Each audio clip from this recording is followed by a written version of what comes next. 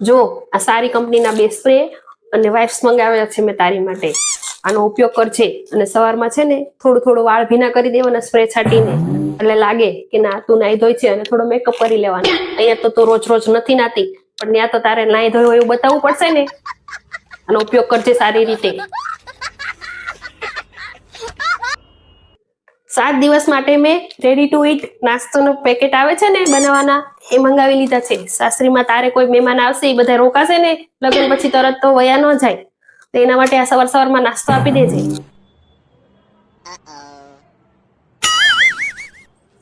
અને હા, બપોર માટે છે ને સ્વિગી ને ઝોમેટો કરી લેજે, બધું ઓનલાઈન મંગાવી લેજે.